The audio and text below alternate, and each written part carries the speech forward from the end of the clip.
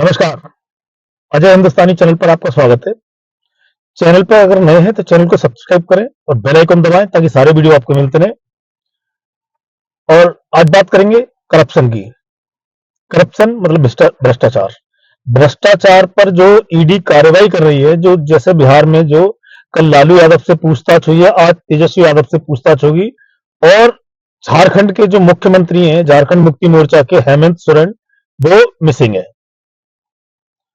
वो गायब है।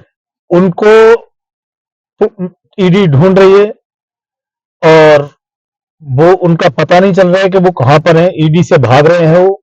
10 सम्मन उनको ईडी अब तक जारी कर चुकी है। और 31 तारीख का आज का उन्होंने बोला था कि भाई ईमेल करके ईडी को कि आज आफ्टरनून में, दोपहर को मैं ईडी के ऑफिस में आऊंगा। और कल जब उनके शांति निकेतन वाले आवास पर ईडी पहुंची तो वहां पर उनका कोई अता पता नहीं था। ना ही झारखंड में किसी को पता है, ना ही उनकी पार्टी को किसी को पता है कि वो कहां है। तो सबसे पहले लालू यादव की पार्टी आरजेडी। तो लैंड फॉर जॉब में जो घोटाला हुआ था, जमीन के बदले नौकरी वाले घोटाले में, लालू यादव से कल 10 घंटे ईडी ने पूछताछ करी है। ईडी ने 10 घंटे पूछताछ करी है। आज तेजस्वी यादव को बुलाया है, वो आज पटना में ईडी के कार्यालय जाएंगे। सबसे पहली बात ये कि लालू यादव जो मेरे ख्याल से भारत के पहले ऐसे राजनेता हैं जो सजा याफ्ता हैं और जिन पर इलेक्शन लड़ने पर रोक लगाई गई है निर्वाचन आयोग की तरफ से, वो ऐसे पहले नेता हैं। और हाई कोर्ट से लेकर सुप्रीम कोर्ट, निचली अदालत, सब जगह उनका दोष सिद्ध हुआ है, उन्होंने सजा काटी है। इसके बाद उनकी पार्टी, उनके नेता, उनके बेटी और बेटे ऐसे मीडिया में बयान देते हैं कि जैसे लालू यादव भ्रष्टाचारी ना होकर कोई संत है। मतलब इतना सच्चा आदमी है वो, इतने कभी भ्रष्टाचार नहीं किया, कभी कुछ उसके ऊपर आरोप लगाया जा रहा है। और दूसरी चीज वो साथ में ये बोल देते हैं कि मोदी लालू से डरता है, मोदी जी लालू से डरते हैं। अब उनका लब्बो लुआब ये है कि सारा कुछ निचोड़ मैंने जो निकाला कि भाई अगर भ्रष्टाचार कर लिया है और अब लालू की एज हो गई है, अब वो बुजुर्ग है, बीमार है, तो उनको छोड़ देना चाहिए।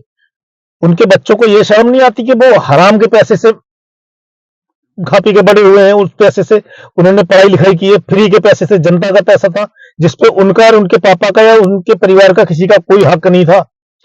तो उन और वो मीडिया में ऐसे आते हैं, ऐसे ऐसे बयान देते हैं कि जैसे ईडी, इनकम टैक्स और जो भी जांच एजेंसियां हैं वो लालू को सता रही हैं, बहुत परेशान कर रही हैं, उनके साथ बुरा बर्ताव किया जा रहा है। और लालू बिल्कुल निर्दोष है, बिल्कुल ही मतलब एक तरह से सत्यवादी हैं।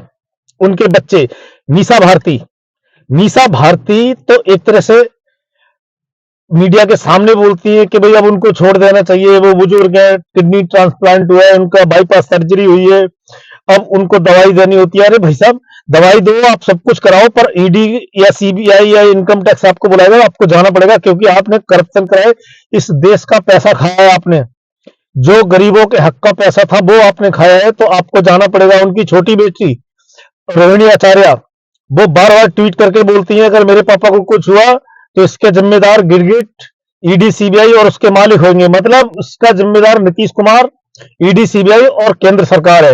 ये उनके बच्चों की तमीज है, तहजीब है कि जो सरकारी जांच एजेंसियां हैं उनको वो एक तरह से धमका रहे हैं। पूरा विपक्ष, मैंने पिछला वीडियो जो बनाया था कि कांग्रेस के जो अध्यक्ष है मल्लिकार्जुन खड़गे, उन्होंने भी जनता को धमकाया है कि इस बार अगर आपने मोदी को वोट दिया तो अगली बार हिंदुस्तान से, भारत से जो जनतंत्र है वो खत्म हो जाएगा, डिक्टेटरशिप लगा दी जाएगी, यहां पर कभी इलेक्शन नहीं होंगे।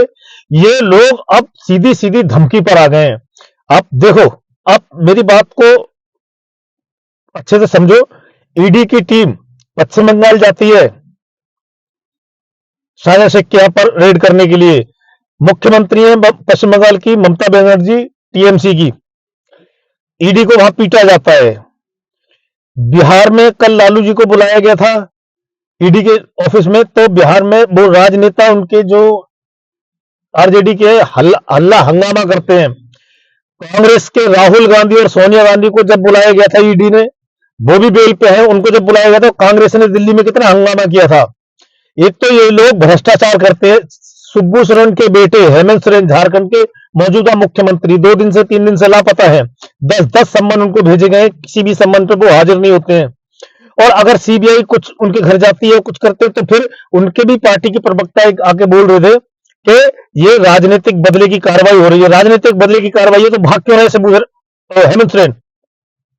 ये कोई बदले की कार्रवाई नहीं है। आप जितने व्यूअर हो, जो भी मेरे वीडियो देखते हैं, मैं उनसे ज्यादा ज्ञानी नहीं हूं, हालांकि फिर अपने हाथ को अपने सीने पे रखना, अपने दिल पे रखना, और ये बात सोचना कि ये जो 2014 से पहले जितनी पार्टियां थी या इनके नेता थे, ये करप्शन इन्होंने नहीं कराई। अब एक को भी आप बोल दो कि ये ईमानदार आदमी है 2014 से पहले।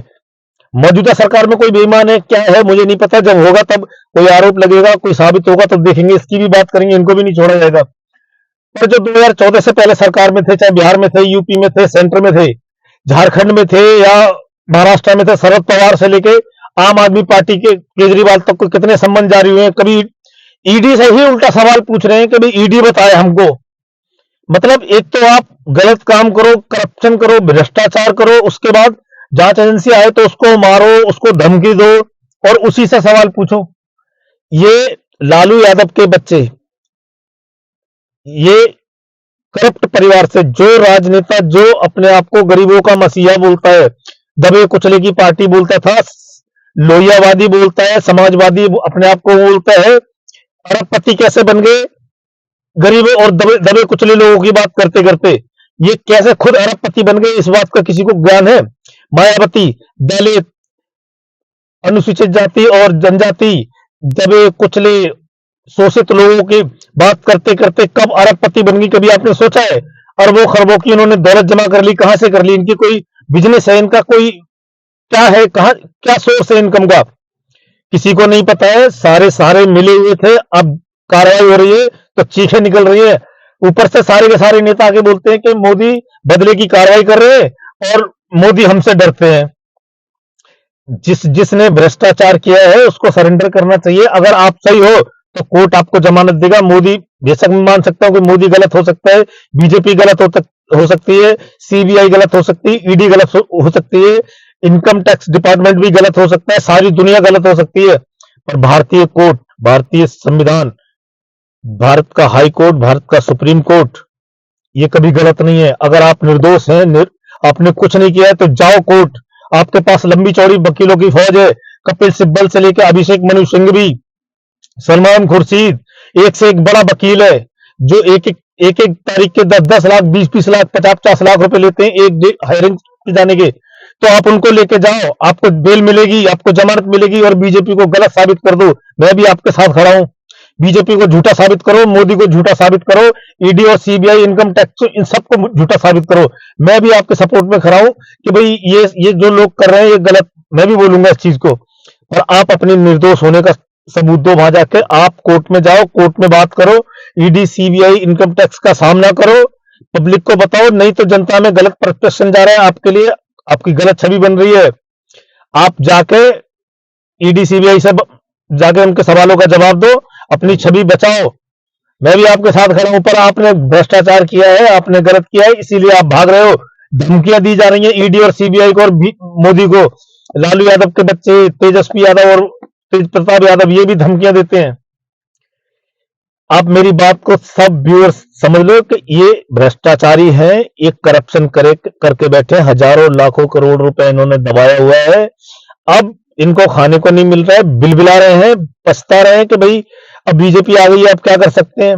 अगर ये, मैं एक चीज और आपको बता रहा हूं, इस चीज को आप नोट करो, लिख कर रख लो, अगर मैं गलत साबित हो जाऊं मेरे को बताना। बीजेपी की या मोदी की, इनके हाथ में एक भी कमजोरी आ गई ना, एक भी करप्शन का या भ्रष्टाचार का कुछ भी इनको पता चल गया, ये मोदी की खाल उतरवा लेंगे, ये उसकी खाल उतरवा लेंगे, उसका जीना मुश्किल कर देंगे अगर वो भ्रष्टाचारी निकला तो।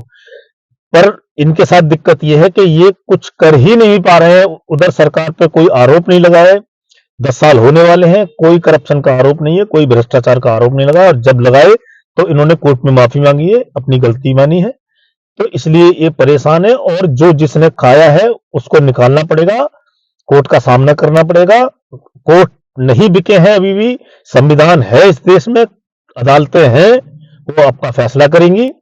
मिलते हैं अगले वीडियो में। जय हिंद।